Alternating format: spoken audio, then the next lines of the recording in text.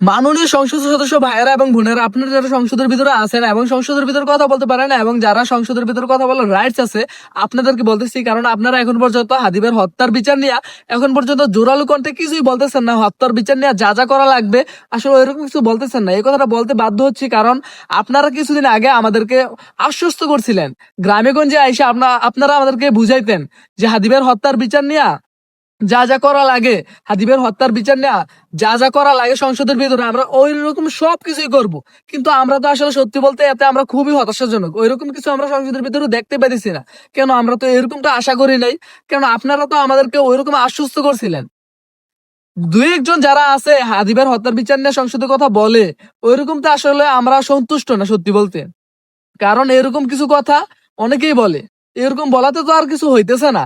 আমরা চাই যেন হাদিবের হত্যার বিচার নেওয়া সম্পূর্ণটা শেষ হয়, যেন সংসদে হাদিবের হত্যার বিচার নিয়ে এরকম কিছু বলেন যেন হাদিবের খুনি ফয়সাল খান যেন বাংলাদেশে আসতে পারে, ওনারা ধৈর্য না যেন বাংলাদেশে ওইরকম ভাবে বিচারটা করা হয়, যেন সামনে আর বিচারহীনতার সংস্কৃতি তৈরি না হয় বাংলাদেশে। আমরা চাই না আর বাংলাদেশে বিচারহীনতার সংস্কৃতি তৈরি হোক।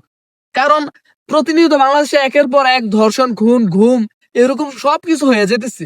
কোন সময় আর এরকম কমতে দেখতেছি না বাংলাদেশে। যদি হত্যার বিচার না করা হয়, গুম খুনের বিচার না করা হয় এই বাংলাদেশে, তবে তো বাংলাদেশে এটা কোনোদিনও কমবে না।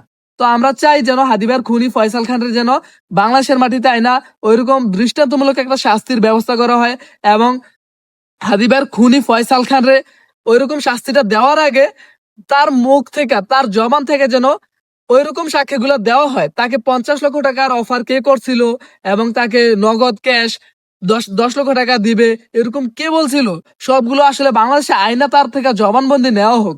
কারণ উনি একবার বলে যে জামাত বিএনপির কাজ হইতে পারে, এটা জামাত বিএনপির চাল হইতে পারে। আবার বলে কিছু সময় যে এটা মির্জা আব্বাস করাইছে। আসলে ওইরকম আসলে ভারতে থেকে অনেক কথাই বলবে, ওইরকম কথার আসলে ওইরকম ভিত্তি নাই, সত্যতা নাই। ওইরকম কথা নিয়ে কথা বলতে চাই না। চাই আমরা যেন তাকে আগে বাংলাদেশের মাটিতে আনা হোক, তারপর এনে তাকে সুষ্ঠু তদন্তে ওইরকম বিচারটা করা হোক। আমরা এটাই চাই।